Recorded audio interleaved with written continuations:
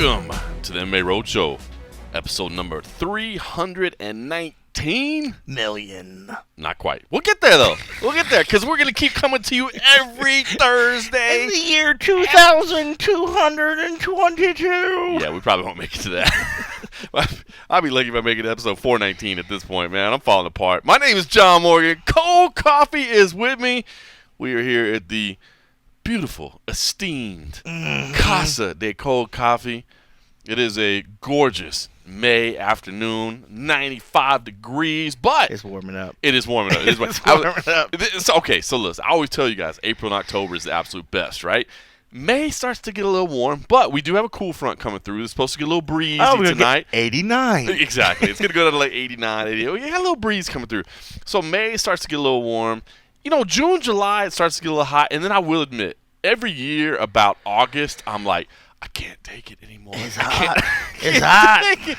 But we don't have to do the snow. I know you're a man that grew up north and had to deal with shoveling driveways and sleet, and ice, dealing with that kind of snow, stuff, like trying to navigate roads. So cold outside, you can't feel your feet, you can't feel your nuts. I used to walk to work, or I'd walk to school, and it would get so cold, and your face would just be frozen. Your nose is frozen. You're just going through the sleet, and you're just like, oh, let me just get there.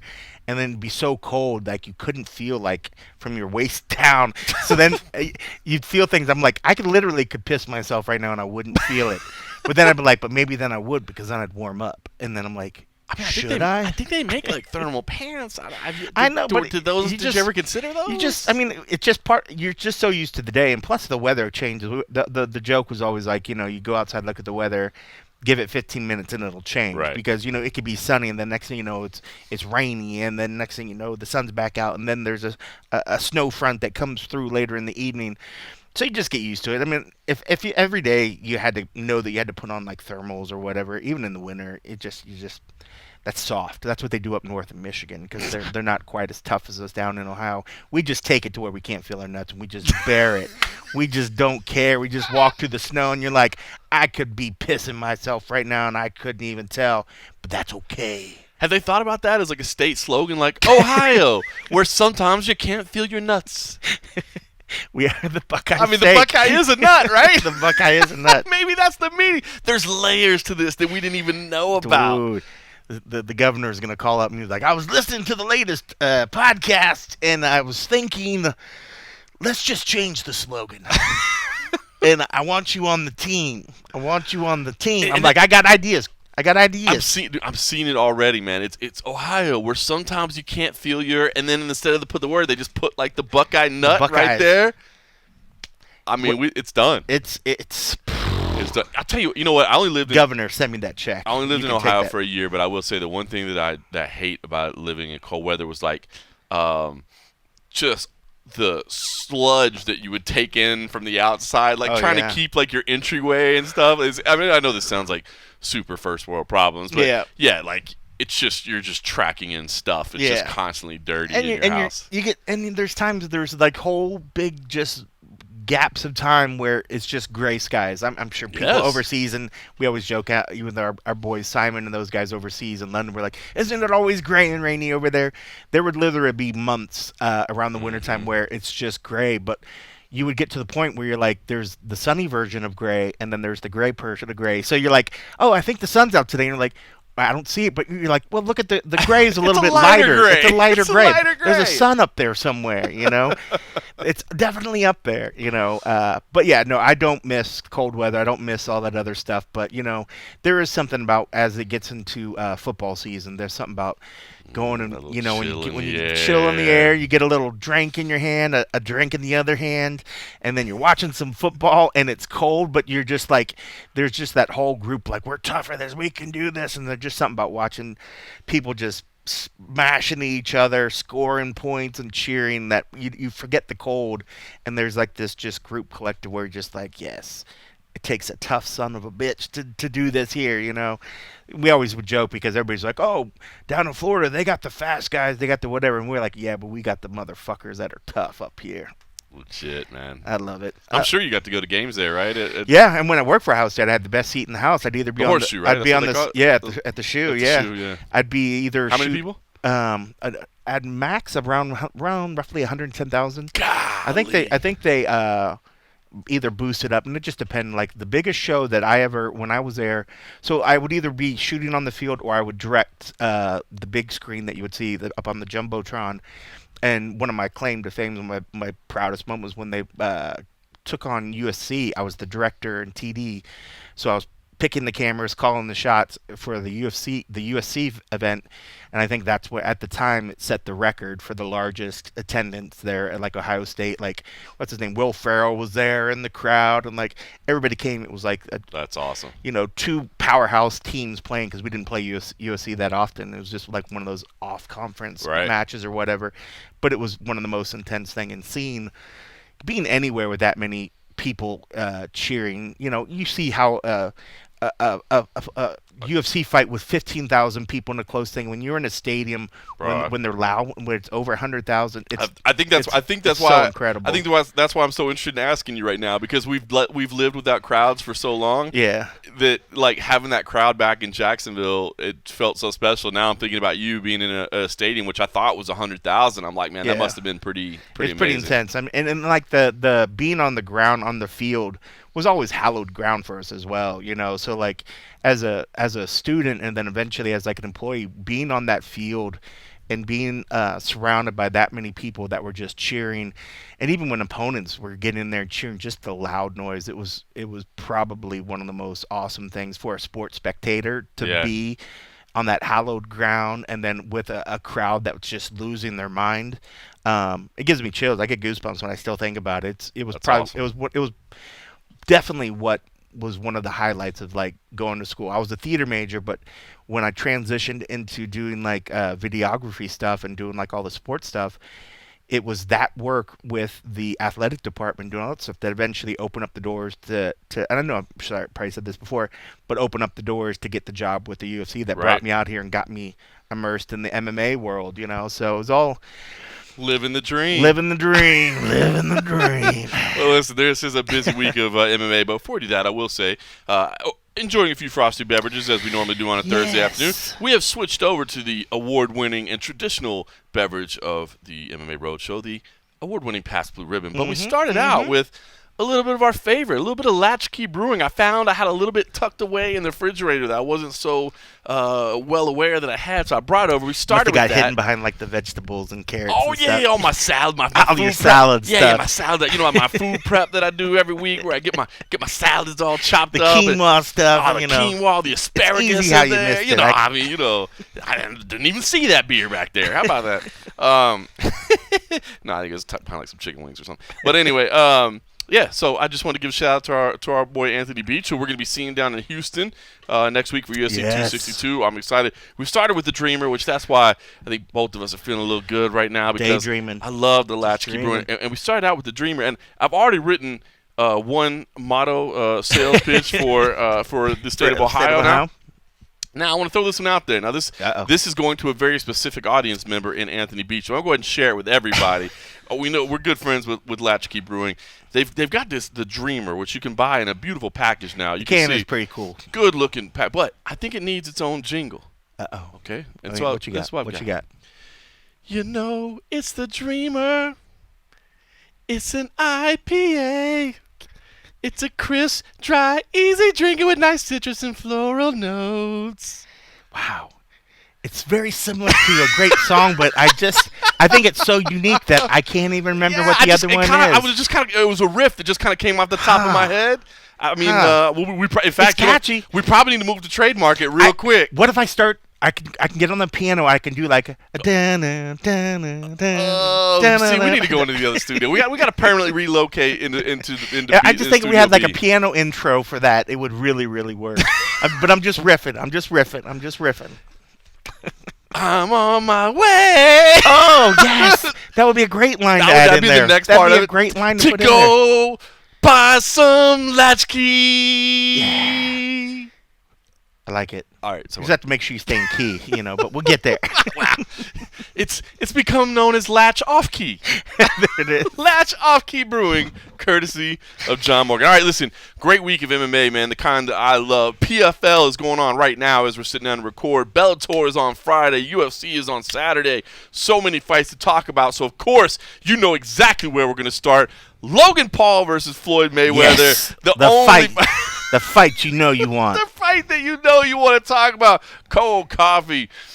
All right. I mean, this is literally kind of all unfolded as we sat down and enjoyed our dreamer and started getting set. Shout out to Danny Segura, who, by the way, was scheduled to be off today, but sucked one. Sorry. Uh-oh. Let me start that one over. Danny Segura, who was off today. But he was sucking what? But was willing to work extra. He's a dreamer. Was willing to work extra and went to the we wouldn't say a pre-fight press conference. I guess the on-sale press conference or whatever. The fight's in June, so about a month out. Fight did break out. If you haven't seen it, go to the MMA Junkie YouTube channel. Go to MMA Junkie. You can see Danny Segura. By the way, shout out to Danny Segura rolling solo. He was there by himself doing video, and basically Jake Paul walked up and started getting into it with Floyd Mayweather and snatched his hat, took the hat right off of his head. How dare you, son? And of course that ignited a melee, and Danny did his best to tape what he could. We got a couple shots of the floor, but I'll pass. It was a little bit crazy. Yeah. But then he turned the camera around and was like roving reporter, and he was giving like a play-by-play of what was happening, and then he went back to cameraman. So I saw lots of feet, and then there were these tall people in front of me, and then I saw a hat get grabbed, and then a fight broke out. Just make a short joke? No, I didn't. Okay. I was talking about how his camera was low. Oh, okay. The feet. Why you got to make it a short joke? All right, so anyway. Danny Segura did a great job, and he's not short at all, so we definitely didn't make any kind of joke like that. So did a great job and captured all of it, but just chaos erupted, and clearly it became the biggest story of the day, the most viewed, everything. Yeah. It's blowing up. It was the Hard Rock Stadium in Miami, the big stadium. Look, it's so weird because, like, on the one hand, it seems dumb to talk about this because I feel like the whole fight is dumb. But on the other hand, it's awesome. How can you not talk about it? Like, how can you not say? And I gotta say, look, if Floyd Mayweather's taking this thing seriously, which he did seem very seriously pissed off. He did not seem to find the humor in the situation. Kill that motherfucker. I think he will go out there and beat the piss out of Logan Paul. He should. He's severely undersized, but he's severely overskilled when it comes to boxing. But he is severely undersized. And if we saw what happened with Ben was a good bit shorter than Jake, and then, but obviously Floyd is not going to make the same mistake Jake did, or that Ben did, and just kind of walk forward into that overhand right, but holy cow, you cannot take away the fact that the guy's like 2 weight classes above him. Oh, it's insane. I don't even know what the weight difference is. To be honest with you, I don't know what the weight class is supposed to be, what the weight is going to be. He looks like he's 30 or 40 pounds I would agree. Bigger. They faced off, and they are not even the same size human being. Ridiculous. So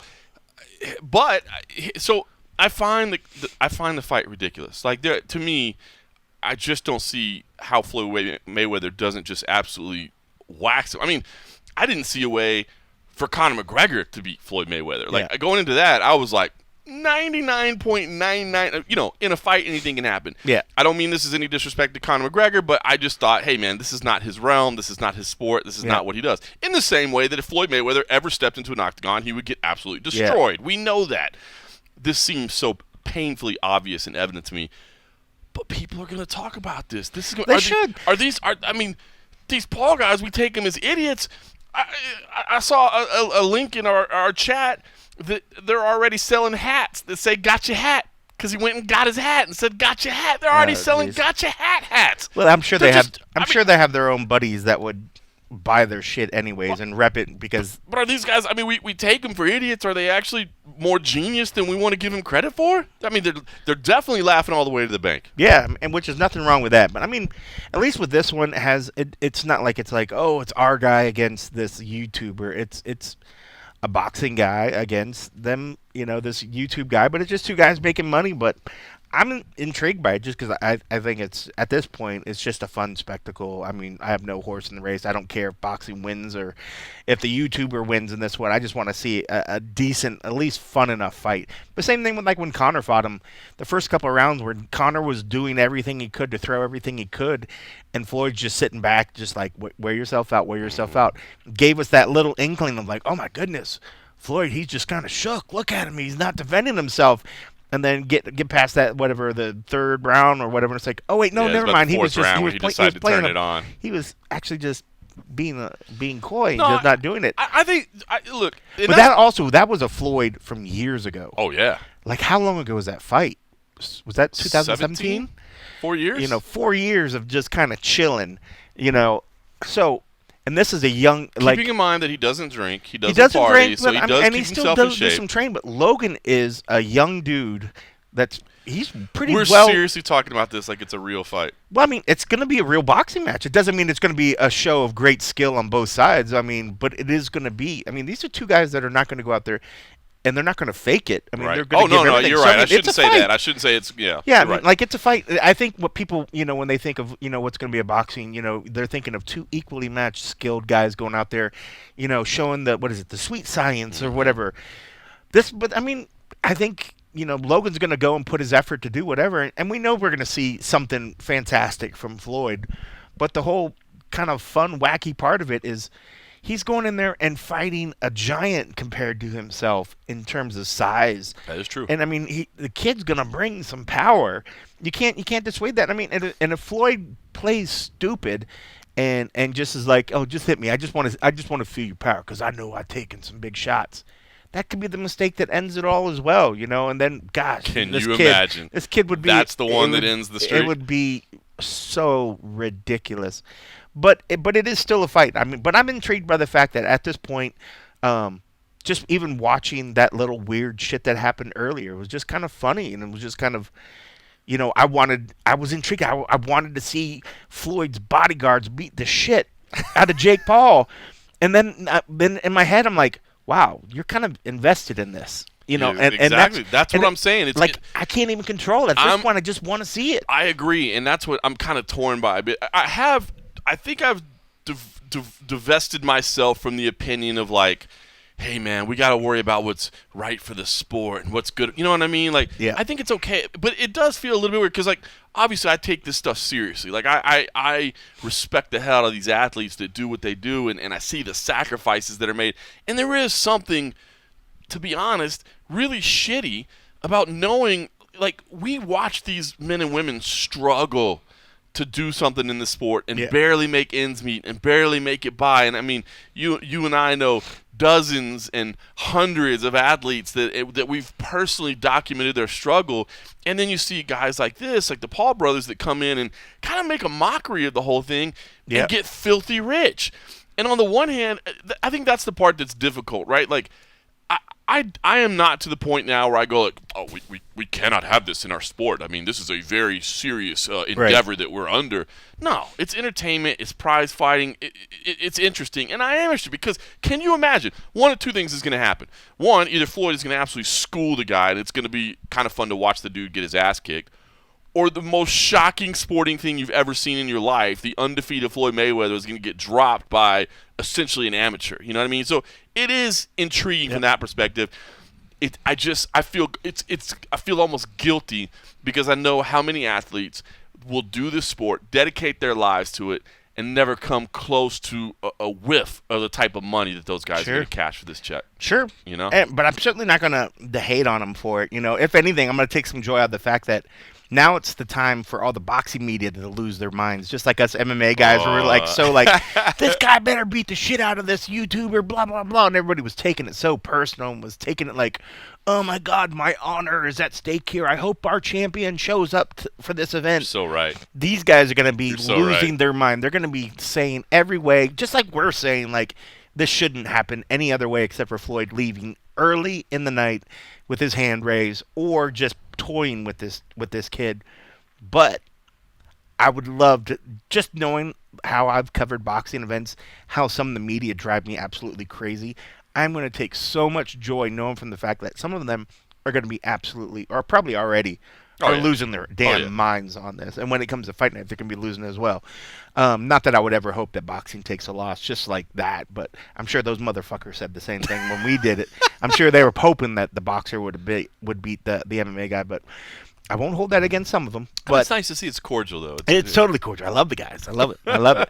But it's fun. At this point, you're right. At some point, you just got to check the brain out and just realize that it's fun. It's a spectacle. And in this time and age where you still got reality shows leading the charge on a lot of television stations, this sort of thing is that other fun level of like reality TV where you just get people that can put something together that's just wacky and outlandish, and somebody's going to want to watch it. Yeah. So at that point, I just stopped denying myself just to watch it, because I'm never going to be like, oh, that's below me. I cover the sport where everybody gives their all, and how dare I watch something else, because that would be me cheating on them and not giving their effort. Like, this is something completely separate from all that, and it's just a fun, wacky shit. I watch wacky shit on YouTube or on the internet all the fucking time. Why not watch like one of the greatest boxers ever fight a guy that's made a huge career from just doing weird shit on YouTube, and they somehow have put this into where they're both going to make millions from this fight. Insane. And I'm just like, good for you. God bless America. Good for you, dudes. I have no problem at all. I mean, I hope Floyd goes out there and smashes on him, but honestly, the way that I see Logan carry himself, I've seen him in some of his videos, and I'm like, wow, you're a complete asshole. But when I see him around his boxing stuff, he takes it more serious. I like that guy. I like the boxing guy, Logan Paul, but his I don't really watch his YouTube stuff, so oddly enough, I don't hate the guy. I mean, I don't hate either one of them, because I like what both the Paul brothers have been able to do for themselves. When anybody becomes a character, sometimes you just gotta hate the character, but you can't hate the people behind the characters a lot of times. But honestly, when I see Logan carry himself when it gets around the boxing stuff, I have respect, because I can tell he puts pure effort in it. And the same thing with Jake. Jake put a lot of effort into training himself for it, and you got to respect that.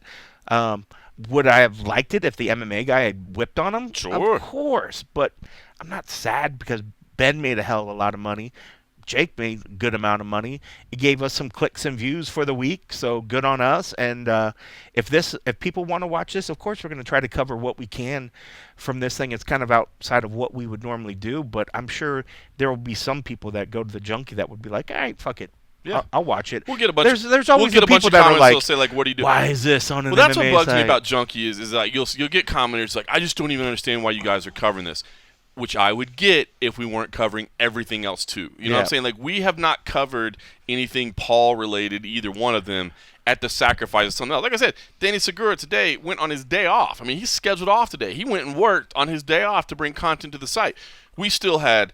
We've got live PFL coverage going on right now. We have Nolan King on site for Bellator. Obviously, you and I are going to cover the UFC, so it's like we still got everything. Yeah, it's bro. not like we're skipping the UFC or like an MMA event to cover this, but if we're able to do it, and it's still a combat sport. Boxing is still a combat sport. While all the elitists will say the striking that happens in MMA is not boxing, bro, come on, it's still a combat sport, and it's still fun at the end of the day. It's just fun. Like, lighten up. Like, I agree. Just soak it in and enjoy it. Yeah, it can't can take be it part all of the too market. serious. Life's too short, man, to be. It can be part of the market, and I'm intrigued. Like I said, the sad part of me is just, or the part that makes me sad is just knowing how much money they're going to make versus so many guys and gals that won't ever have a chance to take a paycheck like that. But that's just reality. That's capitalism. I know a lot of people that work in our field that make a lot more money than the rest of us, but I'm also not going to be hateful on those guys either. Good on them.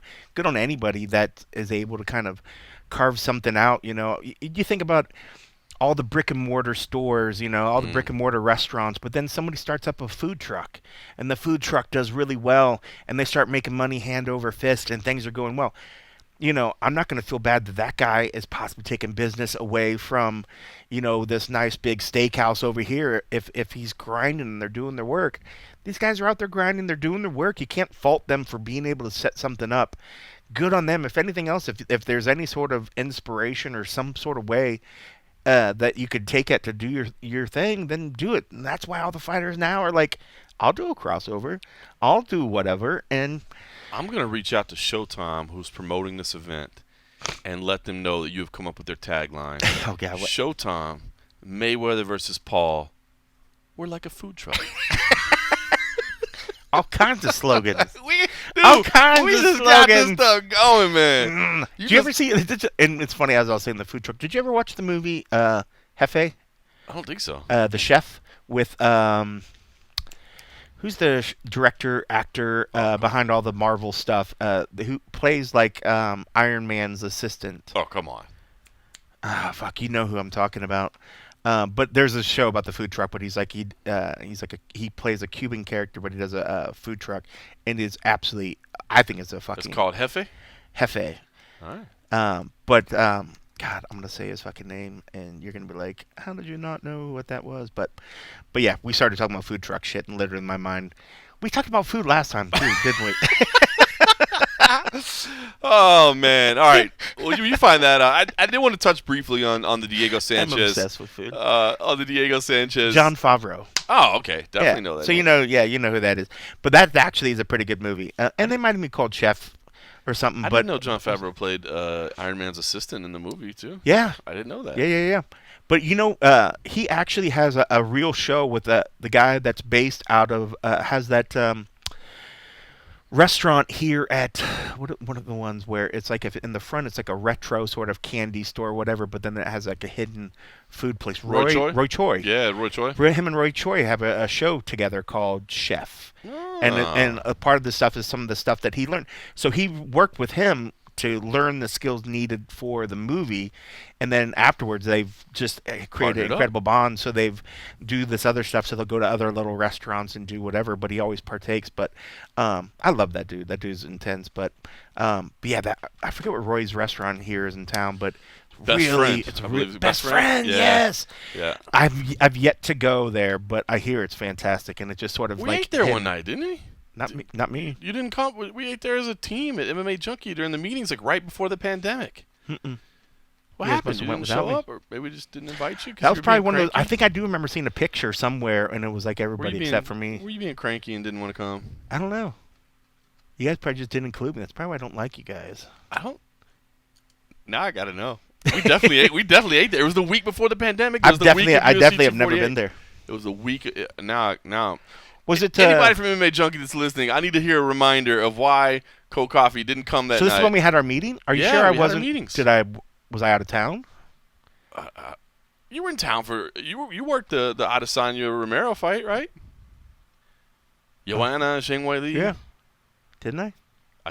I'm sure you did. I remember watching it, but I see everything on a fucking TV screen. It was kind of a memorable week because the town shut down the next week. The entire world shut down. I don't know. I'd have to look at the calendar. But I know I've never eaten there. So anybody from MMA Junkie that's listening, please tell us why Cold Coffee ditched us. Because I guarantee you, I guarantee you, it was cranky Cold Coffee saying, I don't want to go to dinner. No, you guys are probably like, I want to leave. I probably had to go home and do edits while all the writers were like, oh, we're already done for the day. And I was like, oh, I have to go home and toil away. We're peeling back the curtain a little too much right now. I'm toiling away. What date was it? I'm going to look it up. Peeling back the curtain. I think like March 8th, maybe.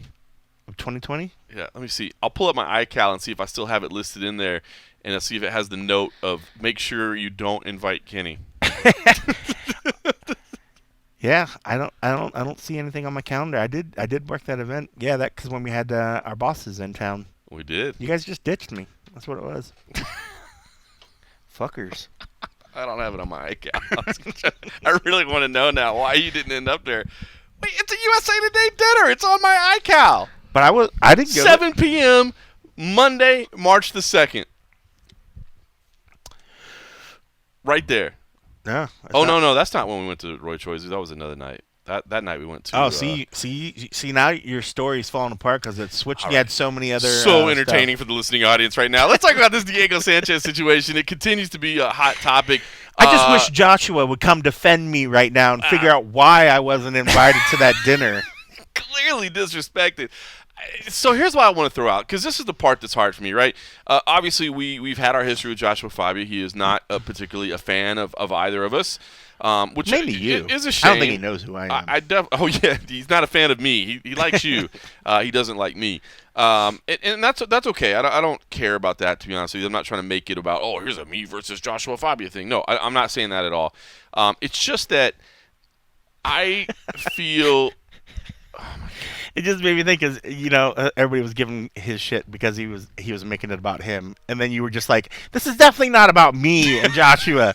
I was like, "This is how it starts." Yeah, it's just that. Let's just stop all the bullshit right now. Let's talk. No, it's just. No wonder he hates you. You're stealing his lines. Here's the thing I'm torn on about the whole situation. It's. I think it'll start to die down a little bit after this week, but of course this is the week the fight was supposed to happen, and so, Angela Hill was asked about it because she was in that fighter meeting that got released.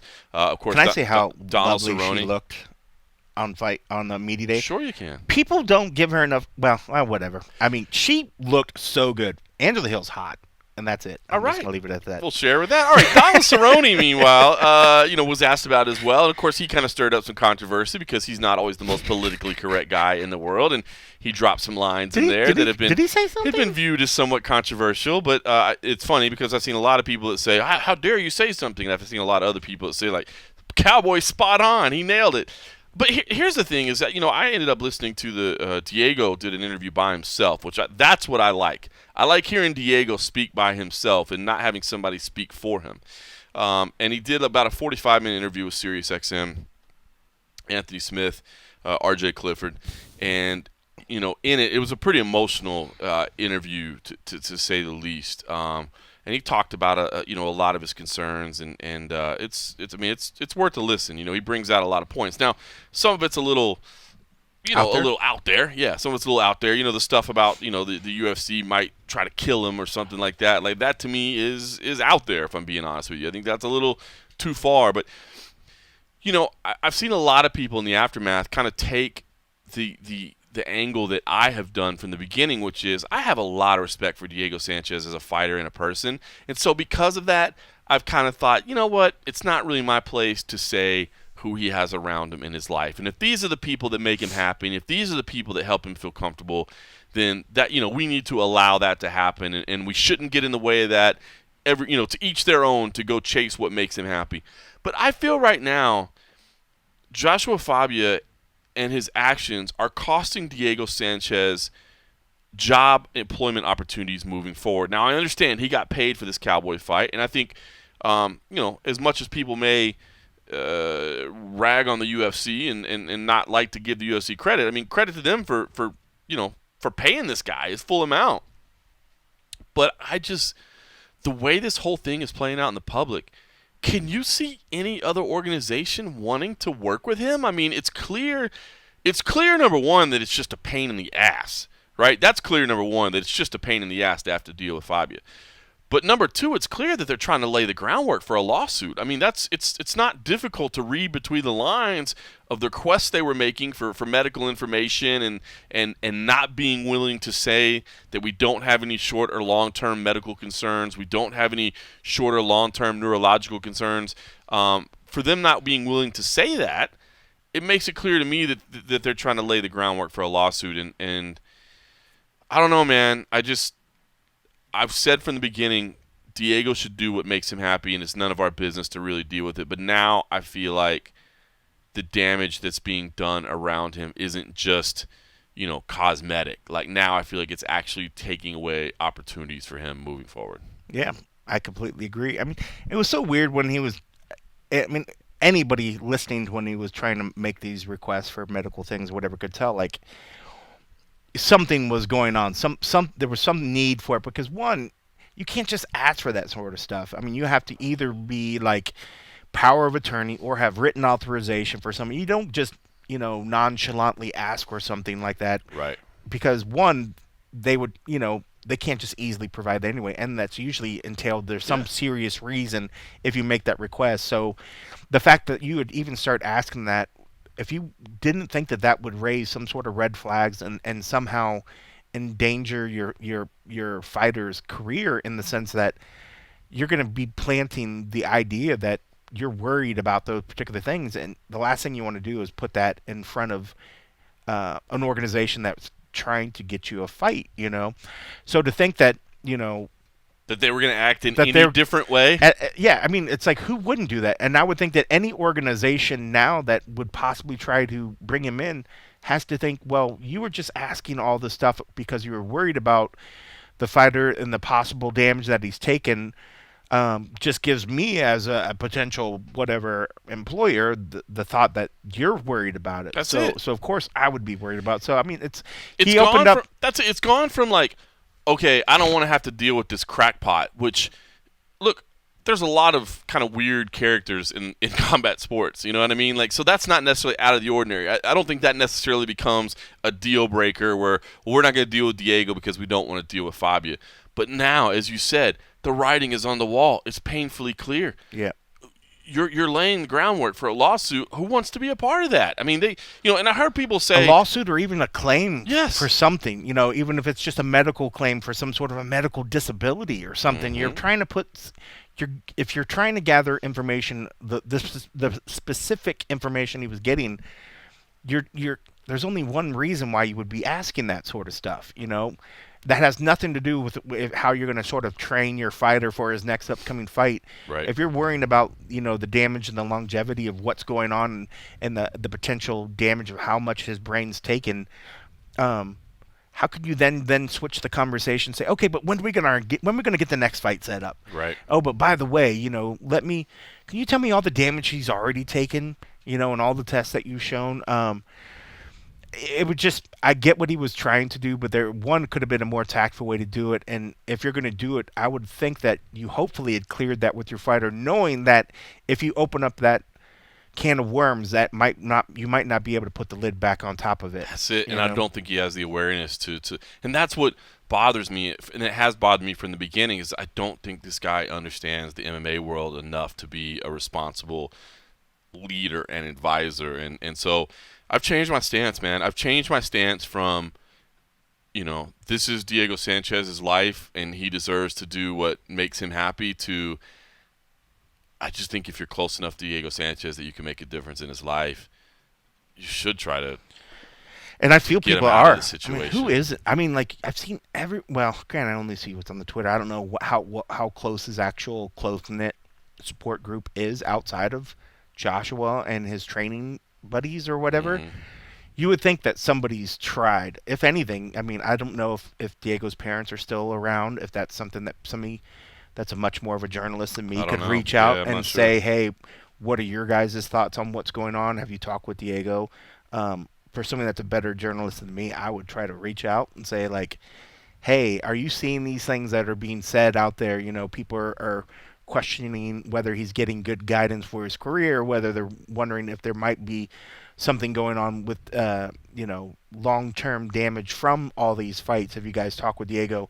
And what are your thoughts about the guidance that he's getting from this guy? And see what they think. Because if there was anybody else that's going to try to step up to bat for a family member, it'd have to be a family member. I agree. Like, I would hope, if I lose my mind, I'm sure, hopefully, I would expect you to kind of say, hey, I know this guy, I can say what's going on. But I would expect my family to be at the forefront of trying to get to the bottom of shit and figure stuff out. And I'm not hearing that. I'm not seeing that. So I would hope that there is some other support system, that Diego hasn't cut that off.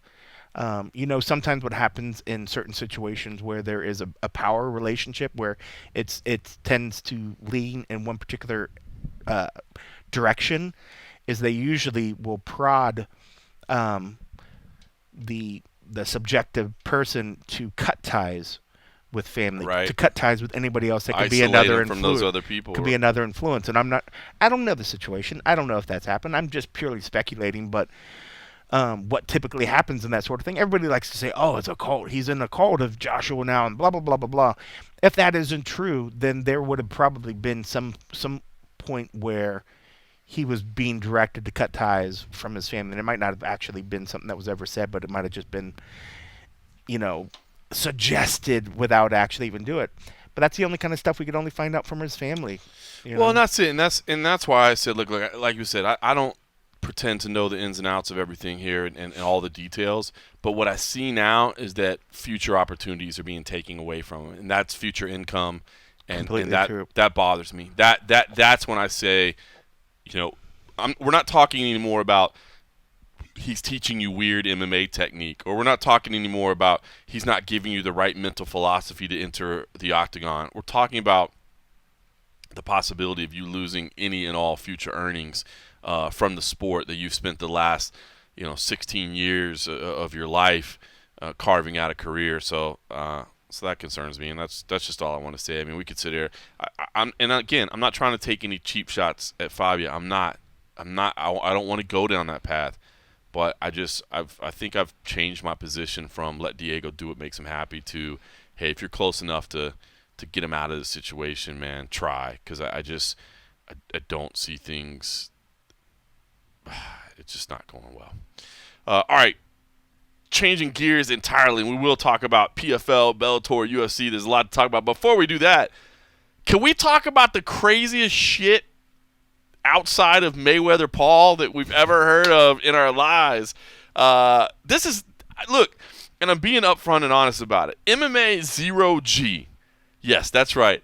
An MMA fight in zero gravity. I got this press release last week, and it piqued my interest, to say the least, because I was like, what?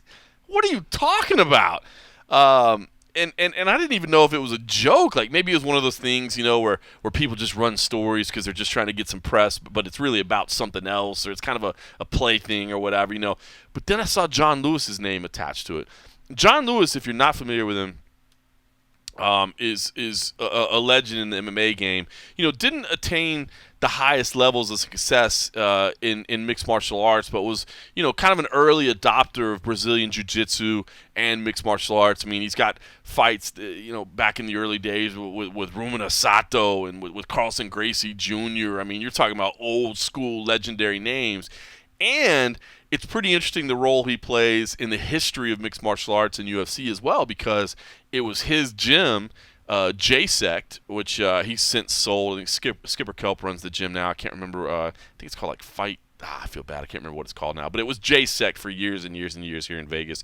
And that is where, of course, Dana White and the Fertitta brothers started to learn about jiu-jitsu. And it was through John Lewis that they got introduced to Chuck Liddell and Tito Ortiz and all these people, and really started the ball rolling down the path of the UFC becoming what it is. So when I saw John Lewis's name attached to it, I said, okay, I got to at least find out what is going on here, because this is madness. But if his name's attached to it, there's something real about it. This is not just some kind of somebody pulling my leg here in a press release. So I was able to, earlier today, speak to John Lewis. Cold Coffee handle production duties of our conversation. We'll end up putting it up on MMA Junkie, and you'll certainly be seeing some of it there. But I wanted to share it with you guys as well. Here's my conversation earlier today with John Lewis about MMA-Zero G and Galactic Combat. I am happy to be speaking to an MMA legend in John Lewis about something that I didn't think I'd ever be talking to John Lewis about. All right, this is, John, I just got to tell you, late last week, I get a press release in my inbox, okay? Galactic Combat. It's a series that's going to take place with people fighting outside the Earth's atmosphere. And I read this thing and I think, I want to write something about this, but I don't even know if this is legit. I have no idea if this is real. And then I see your names attached to it. And as soon as I see your names attached to it, I say, okay, wait a minute. There's something to this. This is real. So, John, tell me, thank you. How did this concept come about? Because, I mean, you were at the early days of MMA. You remember when just regular MMA was considered crazy. This, with all due respect, might be the craziest thing I've ever heard. So how did it come about? It's crazy and it's amazing and it's really cool, man. One of my companies that I work with, Wonder Film Media, is I produce films and things of that nature. They introduced me to Andre and told me that he had a cool show he was working on, space-based. We met together and we started talking about it, and it's just perfect. I mean, I was already working in the space sector with some other films that I'm doing through Wonder Film Media, and also at the same time, my history. And when we first met, he didn't even know that the part about my MMA history. It was more about the space side of things that I was working on. So when that happened, it was just like, oh my God, this is like perfect. This is so perfect, you know. And you know, like I said earlier, you know, I've been approached for so many different kinds of things like this over the years, different mixed martial art organizations, the bare knuckle ones, all these things to become a part of those things. And they just weren't right for me. I was doing what I was doing, and I just knew that, I mean, you can't compete with the big dogs and Dana and Lorenzo and all those amazing things that they did. And I just knew that they just couldn't keep my attention. And then when this one came, I was like, this is it. This is the one, you know, I mean, this is something special. And then and make it more important, more importantly, it was, you know, Andre Ivellino, the brainchild of this whole thing, knowing who he is in the world of producing and what he's done and accomplished. His reputation is impeccable. Everybody loves him. He's done amazing projects with the biggest stars in the world. He's a real guy, a guy that can really make something happen. So when this idea was pitched to me, it could have been pitched to me by a million people, right? But when it came to me from him, in the same way that you say, I brought validity, his name brought that same validity. So, you know, it just ended up being perfect, and we started moving forward from there, and here we are. It's pretty funny. You know, you think about the UFC. I know they always talk about global domination. Well, you'll just have to get outside the globe if you want a piece of it, right? That's great. You're going to become the champion of the universe. You know what I mean? Who wants to be the champion of the universe? I know I would love to be that. I mean, too late for me now, but we hope we're going to pass it on to someone else, some young, talented kid.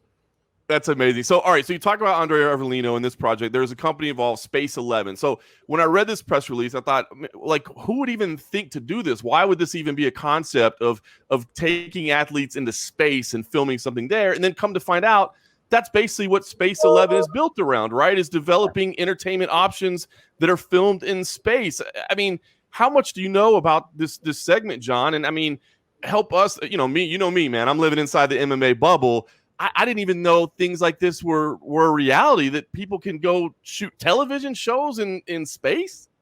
We got to think, even if you follow the press of some of these things in the film industry, you know that Tom Cruise is already working on something with SpaceX and going to space to shoot segments in a film coming up. He's working on, it's still something in process, but those are real conversations, because, you know, Tom, he wants to go up there and be the guy that does it for real, you know, which is all due respect to him. But the technology exists. I mean, right now, Virgin Galactic and SpaceX and other companies, Blue Origin, Jeff Bezos' company, they already are setting up situations where consumers can buy tickets and go to space and enjoy that situation. And they're already selling tickets for that as the technology is coming to fruition. So that's a real thing. You know, it's not some crazy idea that some technology they need to achieve. It's more about finding the right partners for the concept that we have and making it a reality. But it can be done already.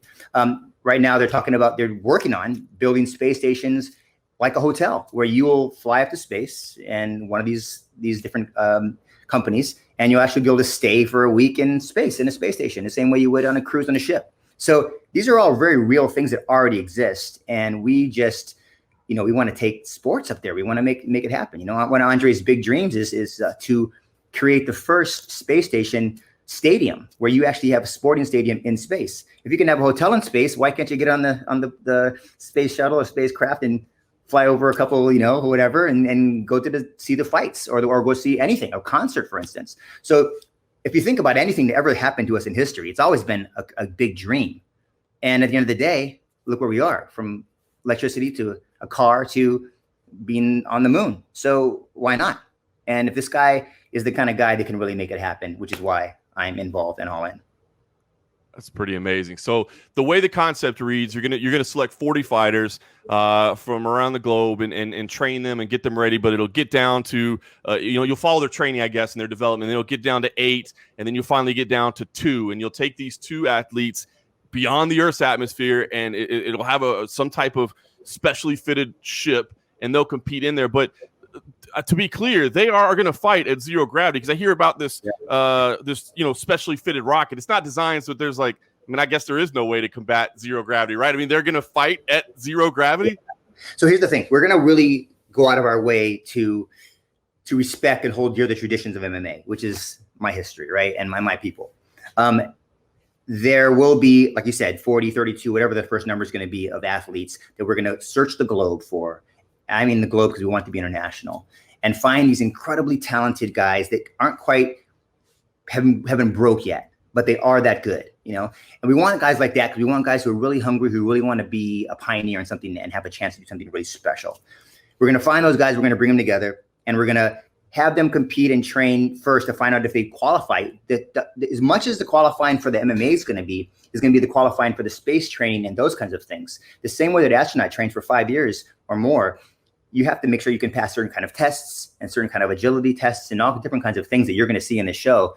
And you may be great at fighting, but you may not pass the other tests, you know? So this whole thing from beginning to end, TV series, by the way, from beginning to end is going to be combined equally with mixed martial arts and the space training from professionals in the industry.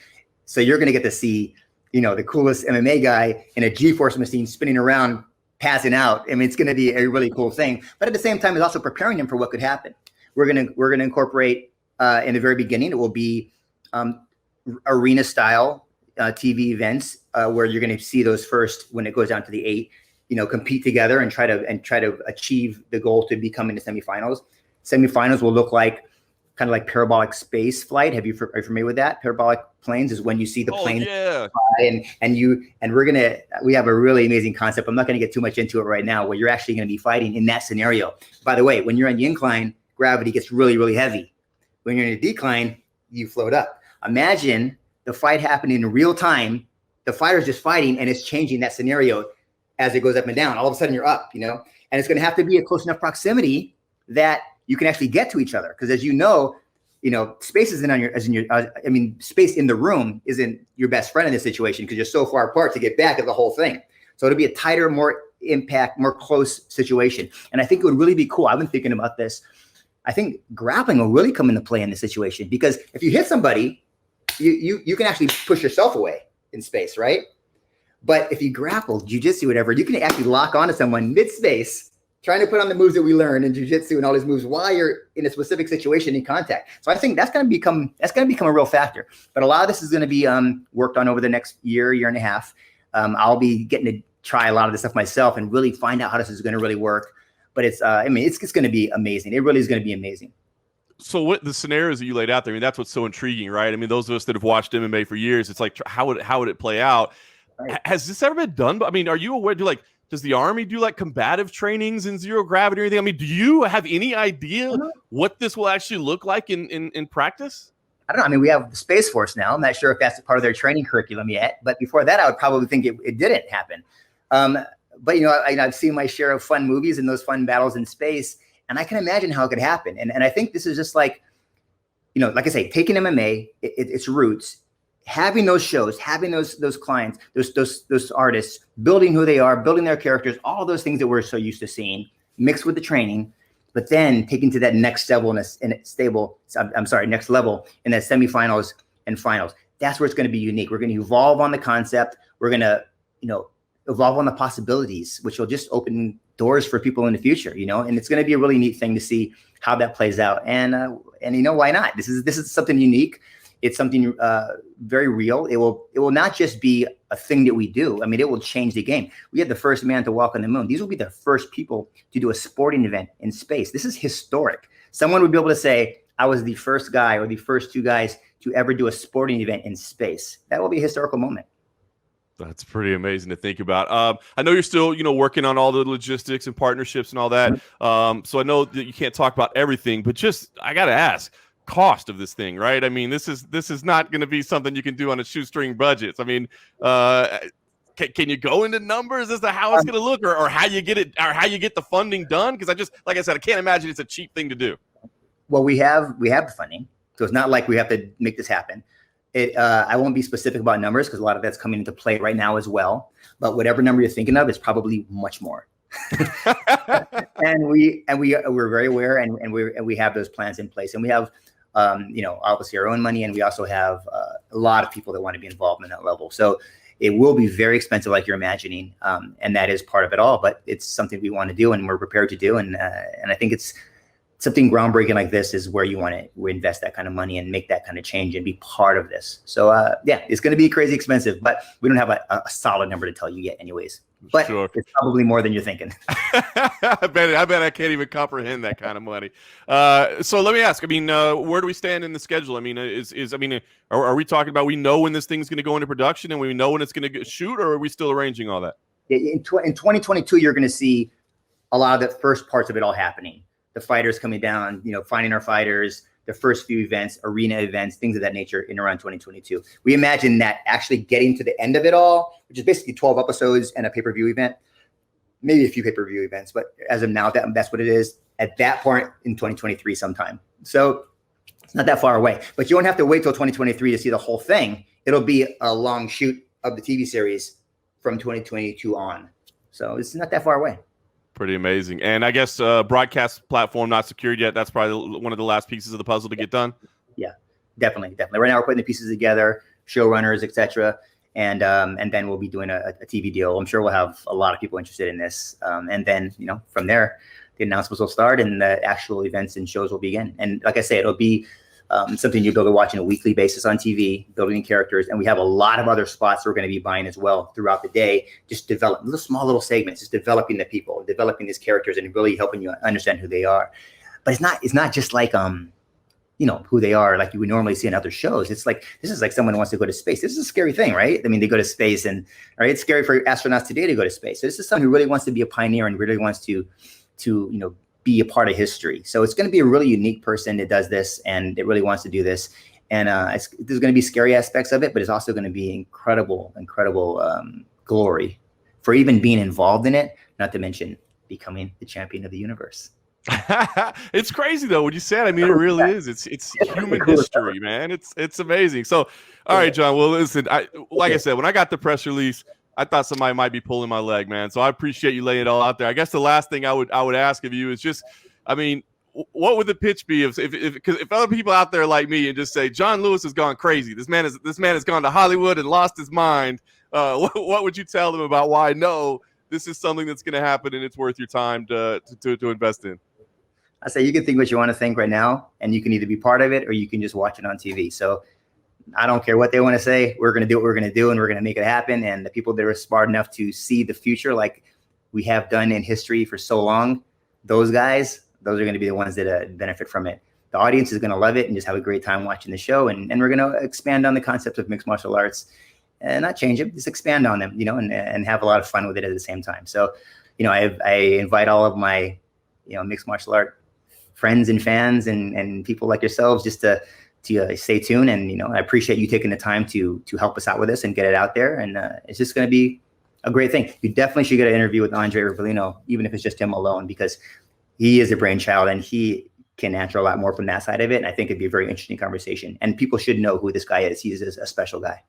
That's awesome. I look forward to talking to him too. Well, John, it's always a pleasure to catch up with an old school legend like yourself, but not only an old school legend, on the new school now. I mean, totally new school. So I look forward to staying in touch with you as this project develops, because it still seems crazy to me, but I want to watch it. As it develops and you want to get us back on, you let us know. We'll be there. Awesome, John. Pleasure, brother. Great to hear from you.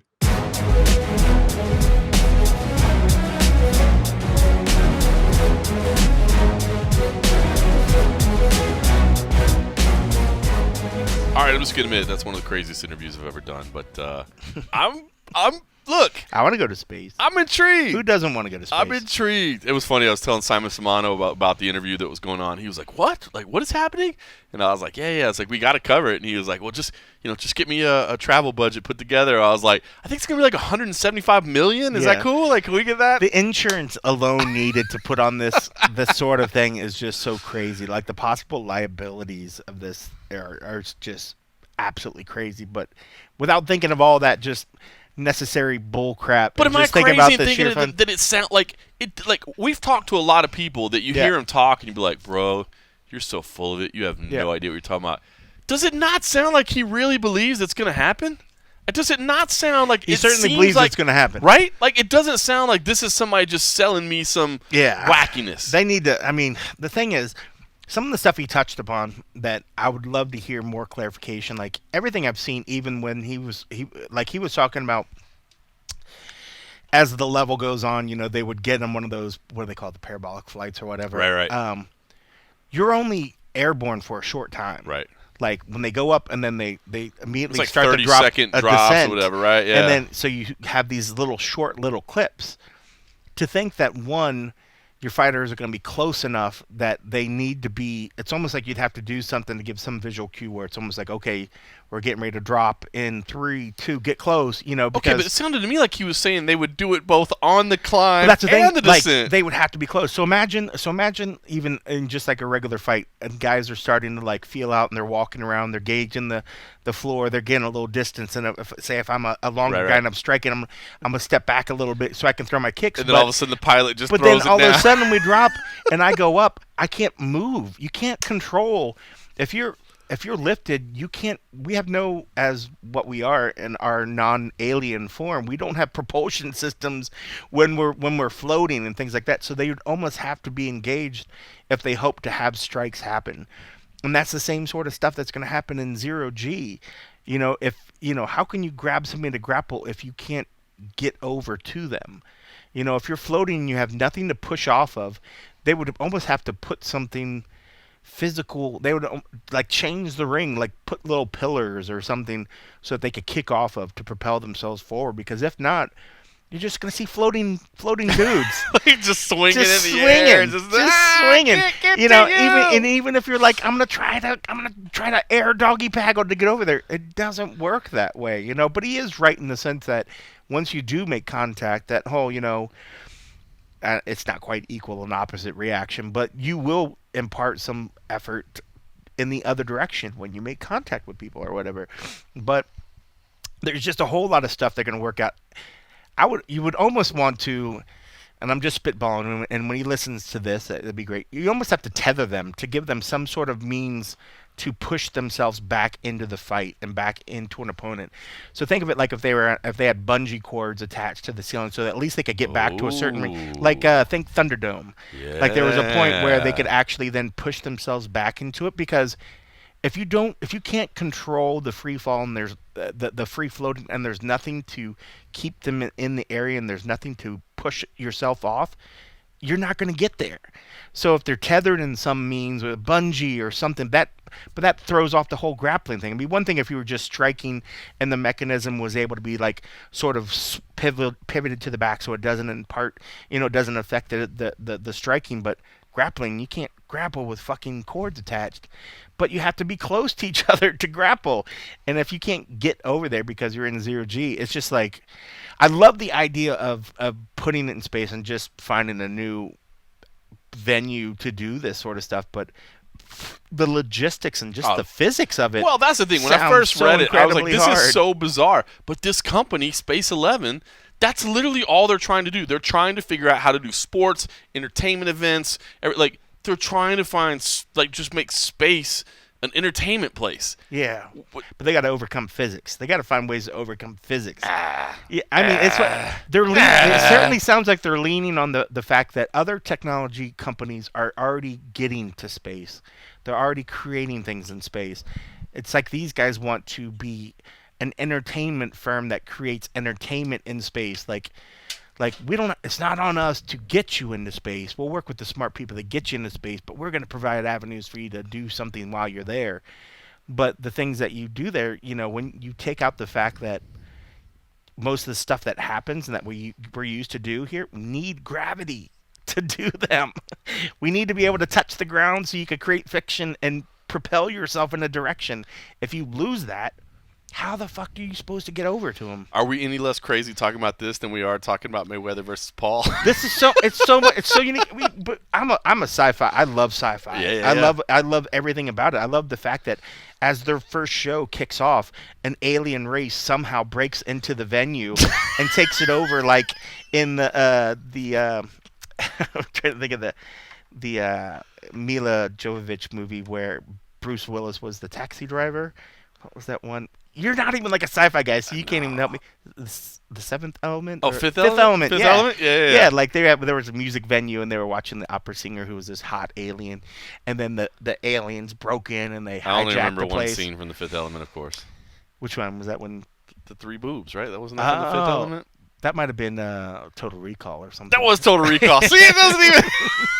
I love that movie as well. That could be a whole other one, but they had gravity there. They were realistic, and they knew you needed gravity. I mean, I love the idea. I love the fact of there's so many interesting parts of it. He is right in the sense, like, I know me personally, knowing if I was watching something that had to deal with what like astronauts had to do to get into space. Oh, the build-up would be cool, super exciting. Man. Would be cool. But then you're going through MMA training and space training at the same time. Imagine. I mean, at least they're dealing with people that are going to be physically fit, you know. And luckily, they're not asking these guys to fly the ships. Right. So a lot of them, they just need to be able to hold consciousness. They need to be able to physically be able to survive and just, make the flight up there. Because the flight is not even easy. Right. As much as technology get better, the flight will still take a toll on their body. But they're not being asked to actually perform science and do other shit. So while the NASA guys and all these other ones... Yeah, my first launch into space was more of an adrenaline dump than I expected. Yeah. Like, oh, you got the astrological jitters, did you? Like, yeah, I know. They say as much as you prepare, like everybody gets it. Everybody gets it. You just never know until the first time you're pulling 90 G's or whatever crazy amount of G's it is. It's not 90, but whatever. It's interesting. It's just, it would be a shame. It'd be like that first Fox fight when there was so much build up and then it was done in like seconds. So Imagine if there's like one punch. There's a huge build up and they go up there and then they never actually are able to make contact because the lack of gravity doesn't. So you got a producer running in from the side pushing one guy into the middle. So they're going to change it. The corner people will actually be the people that push them into the ring as they float off to the side, just dangling. They just have like some prodders that they can stick into the servers or whatever, like push them forward.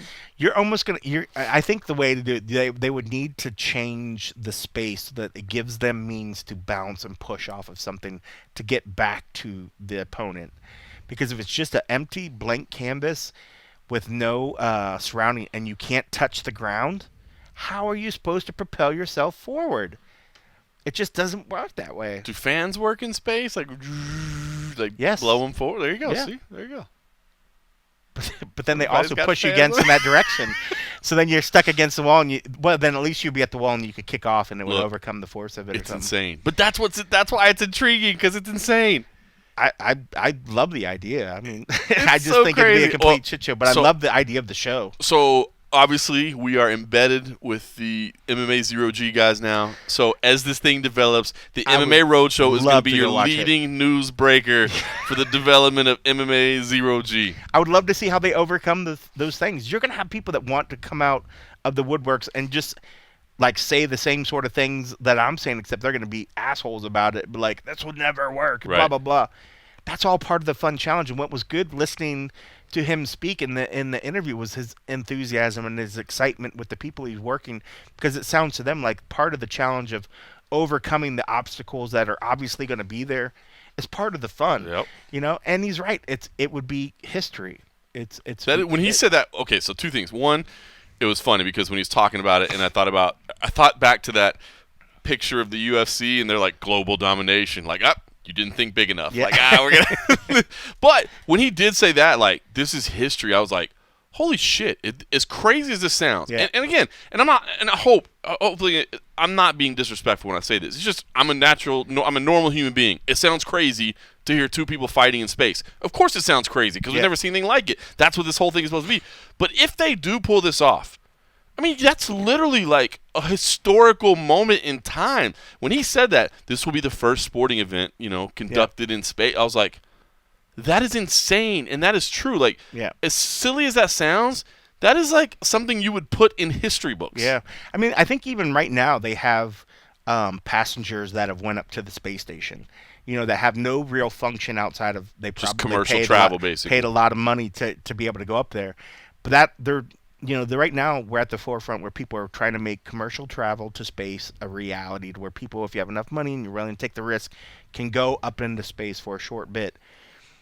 Once that becomes like a mainstream, should everything work out right, it's just taking the next step beyond that. Yeah. They're saying, okay, well, we can't be like, oh, hey, we want to take people up into space and then just bring them back. Somebody's already doing that.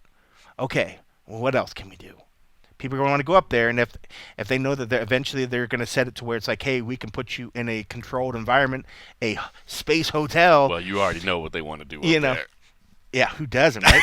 You talk about the Mile High Club. How many miles is orbit? You already know they just can't sell that out in public, right? I bet that's already happening behind the scenes. Why not? Of course it is. Of course it is. All right, let's talk about some actual MMA that's happened this weekend. But we will keep you updated on MMA. As far as I'm concerned, the MMA Roadshow is your home for all MMA-Zero G breaking news. Listen, do want to thank, by the way, if you like what you listen to and you don't think it's absolutely too insane, we would appreciate you subscribing to us wherever you listen to, dropping in, leaving some ratings, leaving some reviews. That always helps us out. Or, of course, if we want to take that next step up, we really do appreciate everybody that joins us at patreon.com/the MMA Roadshow. You help support the show, number one. You also get exclusive access to the and a half episodes that we do every week after UFC events, kind of breaking down the action from on scene at the UFC events and bringing you some post-fight interviews and that sort of thing. Man, it's been a great week. We started sharing some more kind of audio files. It turns out people enjoy listening to podcasts as much as I do, man. I actually consume a lot more audio content than I do video content, if I'm being 100% honest. It turns out a lot of our supporters do as well. So we've been funneling a little bit more audio over there, and it's been great to get the feedback. The community that we're building over there, man, I appreciate everybody that's there.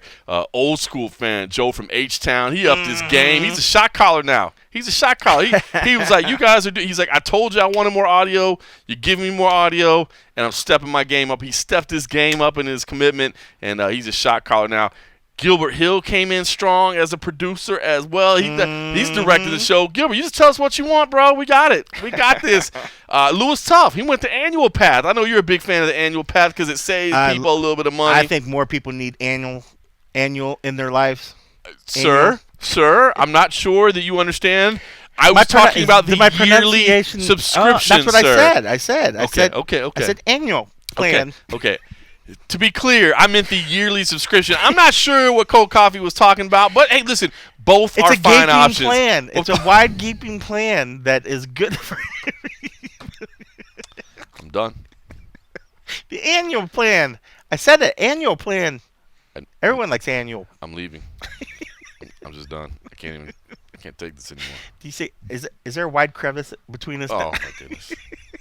Oh my goodness.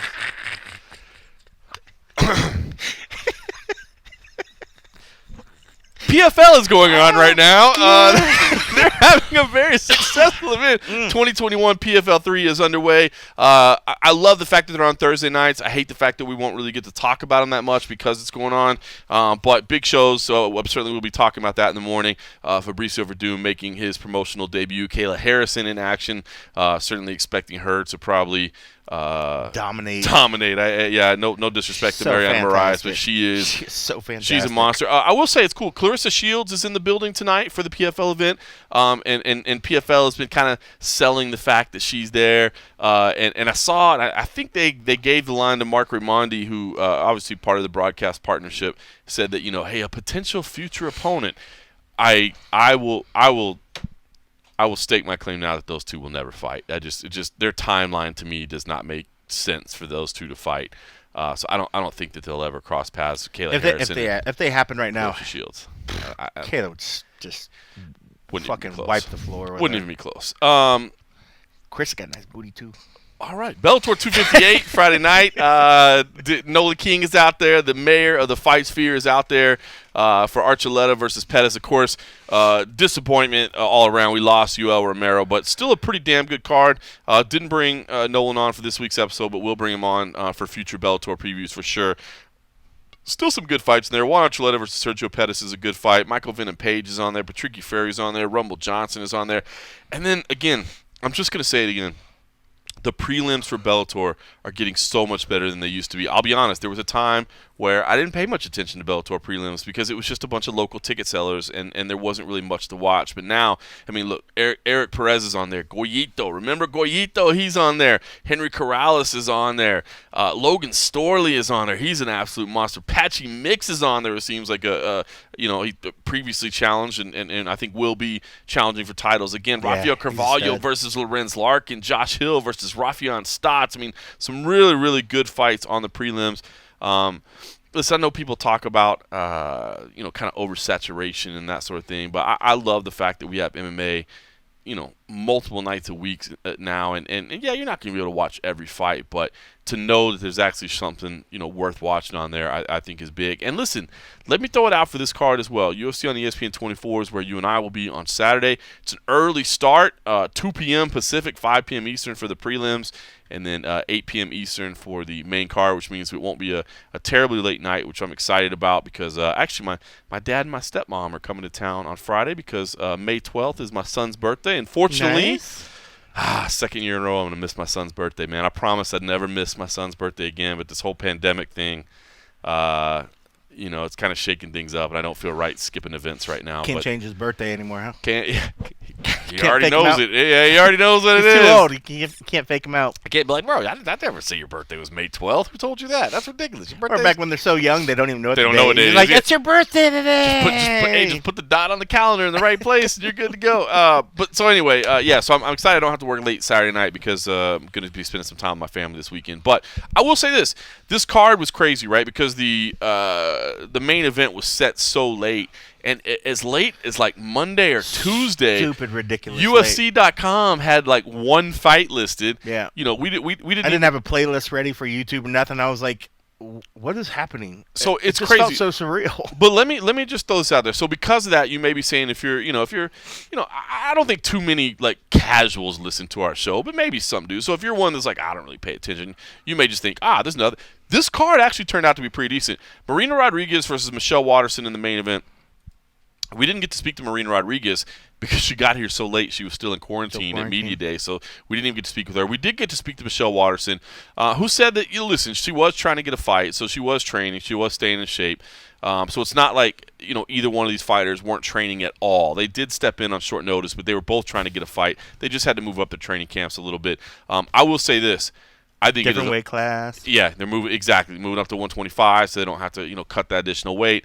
I will say this is a tough fight for Michelle Waterson. Marina Rodriguez, I am extremely high on her capabilities. Her striking is fantastic. Yeah. Her grappling would be her weakness. And I think Michelle Waterson, I know, the karate hottie is the nickname. I think she's going to be the wrestling hottie, you know what I mean? The grappling hottie. Like, I think if she stands and tries to go toe-to-toe with Marina Rodriguez, it's going to be a problem. So it's a good main event. I was almost a little surprised that they bothered putting together that fight for the main event. I mean, no disrespect to those ladies because I think both of them are fantastic. I think it's going to be an intriguing matchup. Okay. Cowboy Cerrone, obviously I'm a huge Cowboy homer, always have been, always will be. I'm riding Cowboy till I die. Alex Morono is going to be a tough ask for him. Obviously, Cowboy's in the later stages of his career, but he says, listen, I heard Dana White's words. I heard Dana White saying that maybe I should retire, and I'm not cool with that. So, and he's going against Alex Morono, who I love Alex Morono, man. He's just a guy that says, look, I know I'm not ever going to be a champion, but I'm just going to go out there and fight legends and make memories and make money, and he realizes what this means. It's a huge opportunity for him. I don't know. You might have taken some grief if you pushed that to the main event, but Cowboy's a very marketable guy. You might have taken some grief. I think you could have pushed Neil Magny and Jeff Neal to the main event. Both guys have kind of been around the top of the division. I think you could have put them potentially in the main event. They've headlined before. Mm-hmm. I think you could have even done Diego Ferreira versus Gregor Gillespie. Yeah. That's in our rankings, that's number 12 in the world versus number 15 in the world. So I know that both those guys aren't the most marketable names in the division. Yep. They're both kind of quiet. They're both not trash talkers. They're both. You surprised me. I see your pick right now. You surprised me. You went Diego. I did go Diego. I was looking at our picks. We actually went pretty lock and stock. You did Cerrone, right? I did Cerrone. I'm going to pick Cowboy. I knew you would. If you Alex is super tough. I'm just going to throw that out there. Now, listen, I'm not going to say that the MMA Roadshow is number 1 and number 2 in the MMA Junkie picks, and that you should listen to that us. Would be factual. But it would be factual. I'm not going to brag and say it's John Morgan and Cole Coffey number 1 and 2 on the entire staff. I'm not going to say that. No. You don't need it. You don't need to say that. Don't need. It would be factually correct. It would be, in fact, it would just be information that people might want to know. But I would feel that people might think I'm bragging. I don't want to do that. I don't want to do that. I'm humble. I'm humble. But you did. But I will say this. That's the first pick of ours on this one that differs. Okay, because I was gonna say, so as number 1 and number 2, I will say this: if you ever look at my fight picks and it's a Cowboy Cerrone fight, you're gonna pick Cowboy. Just skip me, skip me, because you are not getting honest evaluation from me. So just skip me. But yeah, I did go Diego Ferreira. So all right, so we both went Marina Rodriguez.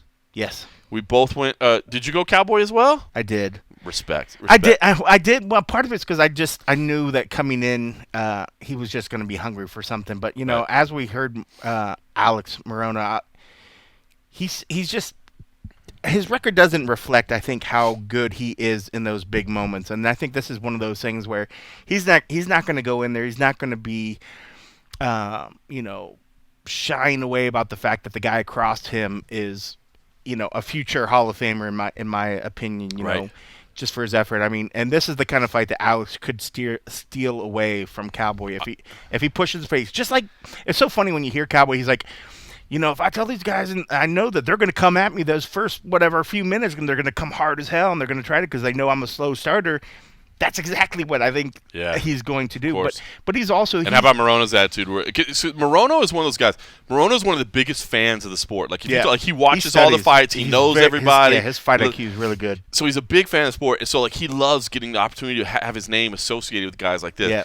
But it's so interesting because as much as he loves it, it's not in some, overly respectful fashion. Like, he's not going to go in there and be like, oh, I'm honored to be in the cage with Donald Cerrone. He says... I'm going in there. I'm going to kill this guy. Like, he can have a retirement fight afterwards. I was like, damn. He's like, oh yeah, no, this is because I was like, hey, man, it's got to be a huge honor for you to fight a legend like this. He's like, yeah, huge honor. That's why I'm going to go kill him. I was like, oh. And I would not be. I mean, I want Cowboy to win just because I know that Cowboy's nearing the end of his career, so I want him to have these good moments. Yeah. But I would not be surprised if Alex steals that fight. We both took Jeff Neal. We both took Jeff Neal. Which is hard because it's so hard to pick against Neil Magny.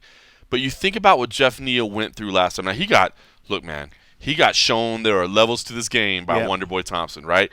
But you think about what he went through, man. He was a couple months removed from that life-threatening infection, right? Yeah. Then on top of that, Safe and the rest of his corner test positive for COVID the week of his fight. So he doesn't even have his corner for the biggest fight of his life. You know what I mean? And look, he showed his durability. He showed his toughness. This is another one. Would not shock me to see Neil Magny come in here and just be Neil Magny, right? Like, Neil Magny just shows up on nights. These are the kind of fights he shows up for. Right? He just shows up, and you're like, damn it, why did I pick against Neil Magny? What an idiot I am. Well, I love your technical breakdown and why you decided to do it. This is one of the ones where normally I would pick Magny, but I looked and I was like, oh, that's right, fuck, he's a Fortis MMA.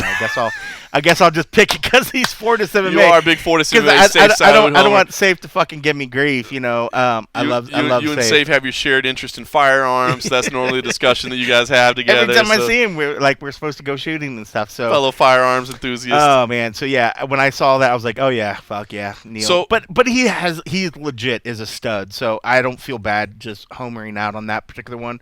But normally, if it was Magny against a slew of anybody else, I probably would have picked Magny because I know that these are the kind of fights when it's like there's a title on the line or the title shot, but in one of those ones where he needs to show back up to just kind of keep relevant, he always shows up. Yep. And this is one of those fights where he needs to, in a sense, show that he's still at the top of the level. So he's going to be coming hard.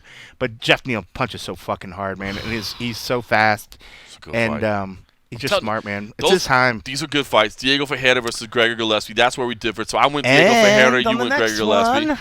I like Dawkins. I like his story. I like everything. Oh, they Phil Hawes. They shuffled the main card. That's in the prelims now. Which that's a great fight. But it's still. I'm looking at it's all of our picks here. Okay. So you chose Dawkins on it, and I ended up going Hawes. That's a CFFC homer for me. I went just because Hawes was so good the last time that we saw him, and the last time remember when we went and saw this dude when he was supposed to be on the Ultimate Fighter years ago, and he didn't make the cut for the Ultimate Fighter. Yep. I think it was Ultimate Fighter. We've been following Hawes' career from the jump, right? From the absolute jump, and we've seen him get to these moments and then crumble in the moments that matter most, right? The Ultimate Fighter, Dana White's Contender Series, right? We've seen it. And then we saw him show up, and we started seeing glimpses of where it's like, oh, this is the story, because this is the guy that everybody that would be training with him in the gyms was like, this kid is so fucking good. Like, nobody wants to go with him. Nobody wants to do whatever. And you look at him, he's a fucking specimen. And then you look at Dawkins, who's a guy that just sort of, there's nothing like fantastic about him. When you look at him, you're just like, oh, okay, he just looks like a big dude that just goes out there and smashes dudes, but I love his story. He's a cop, he does what he needs to do, and then he just like a good personality. But this is one of those ones, I guess I'm just riding off the fact that I thought he's coming into his own, I hope, or I think. Not that I really care about either one of those, but for the most part, we differed on 3 ones, and we don't need to break them all down. But the next one, you went to Lima, I went Green. Listen, and we were the same on the other ones. I'll be honest with you. I would take my pick back right now. I am not, and I don't for the mean Marie this, Screen fight. Yes, don't mean this is any disrespect to Marcos Rogelio de Lima, but he's inconsistent, right? Yep. He's very inconsistent, Yep. but he is powerful and he is strong. Super powerful. And Maurice Green admitted, he even said it. He was like, I struggle against these bigger, stronger, more powerful guys. And I was like, you know what? He's a little too big and strong for Maurice Green. But Maurice Green came in. Now, he looks lean. I'm anxious to see the weigh-ins. He looks lean. I almost wonder if it's too lean because he's big and tall. Lima didn't look like crazy big. We saw him. We didn't see him in the come media interviews, but we saw him walk by.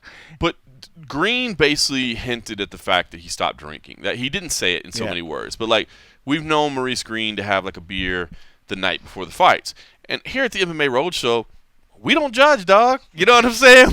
We don't judge. In fact, that gets you on our team more than likely. Yep. But we also admit that while we have an affinity for frosty beverages, it is not necessarily the fuel for the highest athletic achievement that you can meet. And Maurice Green basically said he changed everything. He dealt with some health issues, and he was like, I don't want to get too far into it, but like, trust me, I've changed things. I'm healthier than I've ever been. I don't know that that's what it is because I didn't talk to anybody around him, but I definitely got the idea that what he said was, I stopped drinking. Yeah. And if so, I'm telling you, he seemed focused. So, he seemed like he was dialed in. He even talked about like his dieting and how he's getting more. Yeah. He just was being more professional about his career, and he seemed really, really dialed in. If you're on the fence, go watch it. And I will say, watch the weigh-ins tomorrow morning. Maybe by the time you hear this, it'll already be over or happening. Because it'll be interesting to see. I think I'm super interested to see his weigh-in tomorrow to see if he physically looks better. Because he said physical transformation, working on weights, working on packing on strength. But I will say from a focus perspective and driven perspective, he seemed like another level. So I might change that. Angela, well, I can't change it, but I might say I might have thought about changing it. He would hate you for it. But he would. There's still probably time. Angela Hill, yeah. Matt Erickson, the poor guy that has to put it together. He loves those last minute changes. Like, bro, do you understand how complicated the HTML coding is to get this thing done? Angela Hill versus Amanda Hebus, that kicks off the main card. So again, I mean, I know this fight card came together on late notice, but that main card to me, 6 intriguing fights. Then you go to the prelims. Philippe Lins versus Ben Rothwell's on the prelims. You touched on it. Dawkins versus Hall is on there. Ludovic Klein versus Mike Trezano is on there. Zaruk Adashev, who is an interesting prospect against Ryan Benoit. That could be great. Tafan Chukwi, I got some CFFC love there as well against Junyoung Park. And then Christian Aguilera versus Carlson Harris. So I'm telling you, if you were sleeping on this card, I'm not saying it's the greatest card of all time or anything, but there's names on there that you're going to recognize, and there's some talent on the card. I think it's probably worth you checking out if you were kind of thinking about maybe skipping this one. Again, feel free to watch it on replay. It's on ESPN Plus. You can catch the replay. I guess the main card's on ESPN, so you got to either catch that live or DVR it or whatever. But I mean, the ESPN Plus ones will be ready on demand, so you don't necessarily have to catch it live. But I think there's going to be some fights worth watching. So should be fun. I dig it, man. Should be fun. It's so funny because you're right. It feels like this card came out of nowhere. Like literally last week, we had no idea who was on this. We had no idea. I mean, we had our schedule page on MMA, but you never know. Yeah, what's going to happen. Changes. They literally had. And I'm not gonna lie. It is so annoying to me that UFC.com and ESPN.com can't keep those schedules up to date. And I understand it's all COVID related. It's all everything, but it annoys the piss out of me when we're talking about it's Monday or Tuesday. And we can't. I mean, I get it. And we don't even have a schedule and even know who we're seeing. I get it. The headlining bout was in flux. They were trying to get the Rodriguez-Watterson thing fit out fine. Okay, cool. But the rest of the fights are on there. Can you not put the rest of the fights on there? Yeah. Why is there only one fight on there? And I'm sure there's legit. And I'm not picking on the people. I know there's logistical reasons, and there's probably people in the company that pound their head against the wall too and say this is dumb. But I'm just telling you, as a fan, it's annoying as piss. Yeah. So. All right. Well, listen. I'm looking forward to that fight of the night there. Hebus Hill. I already knew it. Come on, like you as if you Come had on, to. that's a no-brainer. And I thought you meant Cerrone Morono. Well, that's a good one too. All right. Terrible. Listen, Terrible. make sure patreon.com/MMA Roadshow. Yes, join get us on over that there. annual We'll hit plan. up with The annual plan. You can have all the plan. annual you want. We'll hit you up with the 10% discount when you half. take it to an annual level. So ridiculous. I don't know why I got stuck on that, but it's If so you've made funny it in this my far, mind. if you've made it this far, I mean it from the bottom of my heart. Thanks for listening. Annual. Get it?